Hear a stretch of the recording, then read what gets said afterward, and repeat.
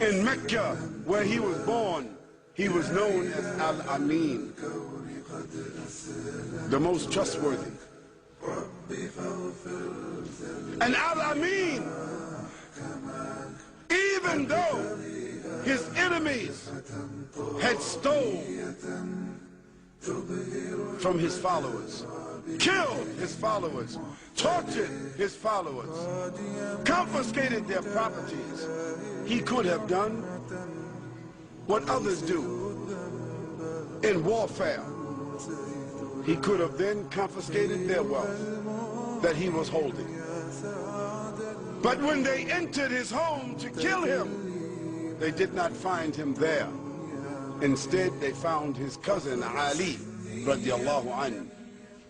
And he left Ali in his house when he escaped for only one reason, so that Ali, radiallahu anhu, could give back to them the valuables, the money that they had entrusted with him years ago.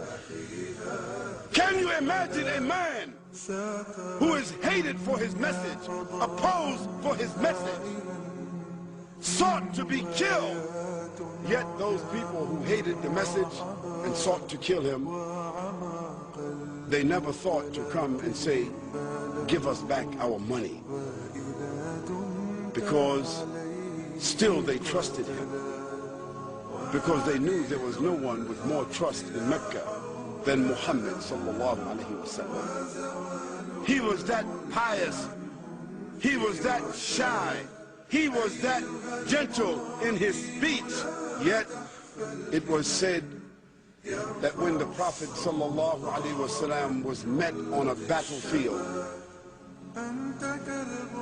he was ferocious in defending Allah subhanahu wa ta'ala.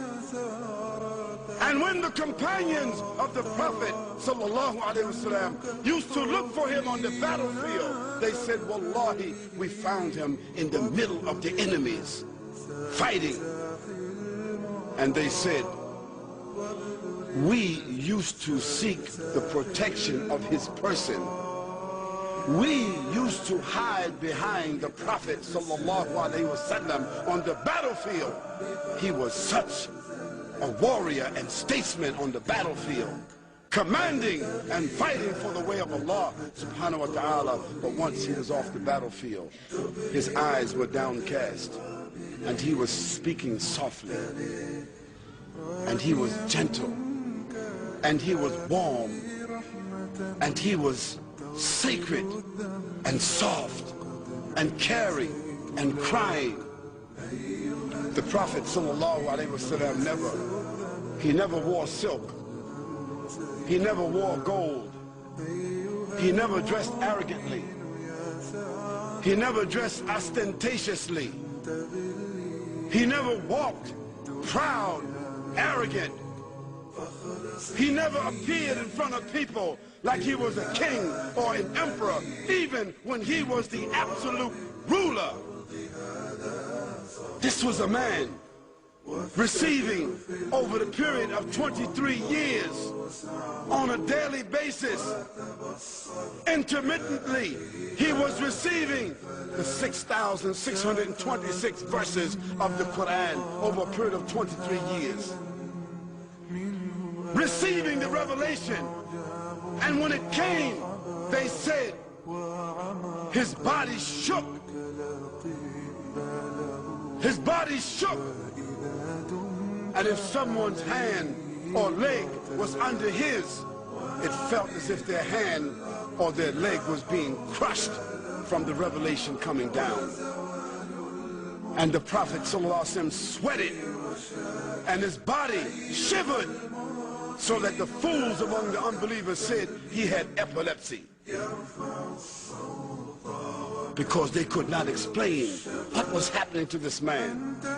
I told you earlier that Allah subhanahu wa ta'ala said, had he sent this Quran down on a mountain, it would have crushed a mountain. So what do you think it would have done to the heart of a human being? But Allah prepared the Prophet ﷺ as a vessel for it. But when the revelation came down, they could see it. Yet the Prophet ﷺ was also, during the course of that day, feeding the poor, visiting the sick, discharging the army, acting as a statesman, acting as an arbiter, talking to the people, addressing the women, giving out the zakat, sewing his clothes, washing his house, shopping for the food, doing all the things that you and I do, and at night standing in prayer for 4 or 5 hours at a time, and in the day fighting the battles, discharging the armies, giving the ahkam and the rulings, explaining the Quran, instructing the people in behavior. How could a man do all of that and stand 4 or 5 hours at night at one time? The Prophet sallallahu alaihi wasallam, on one occasion, he went to a place called Ta'if to give his message to those people. Ta'if is a high place, maybe 60 miles, 50 miles from Mecca, and he walked there. And when he arrived there, the nobles of that city,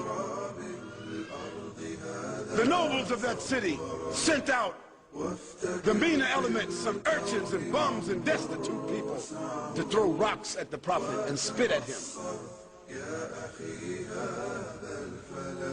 And he bled, and he cried, and he sat down on the stump of a tree or on a rock, and he was questioning himself. Why I was not successful in talking to these people? What is it that I'm doing? I'm inefficient. And Allah subhanahu wa ta'ala sent Jibreel alayhi salam to say to him, "O Muhammad, Allah subhanahu wa ta'ala says, Salam alayk." Allah subhanahu wa ta'ala says to you, Salamu alaykum Muhammad. And he has ordered me to command the angels of the mountains on the 2 sides of these people to come together like that and crush those people if you want. The Prophet ﷺ said, "No, I don't want that. Let them go. Maybe one day they will be Muslims." Today, Taif is one of the most beautiful places where the flowers grow where there are no flowers anywhere else. And everyone in Taif today is Muslim. This was the manner of Muhammad sallallahu alaihi wasallam. He was a mercy even to those that opposed him, so that when he had the chance for revenge, when he had a chance for reprisals, the Prophet sallallahu alaihi wasallam never took revenge. He never took reprisals. There's not a person in the whole of history that can compare with Muhammad sallallahu alaihi wasallam. Not a Confucius, not Gautama Buddha, not Alexander the Great, not Bonaparte Napoleon, not Julius Caesar, nor Constantine, not Mahatma Gandhi, not King Richard or King Ferdinand, not Winston Churchill, not Charles Darwin, not Mao Zedong, nor Deng Xiaoping, nor Karl Marx, not Albert Einstein, not Martin Luther or Martin Luther King Jr., not George Washington, not John F. Kennedy, and certainly not Bill Clinton. Not Tony Blair, nor John Howard, nor George Bush Sr. or George Bush Jr. Not you, not me, not our parents, nor our grandparents, nor any of our ancestors can match this man Muhammad sallallahu alayhi wa sallam. You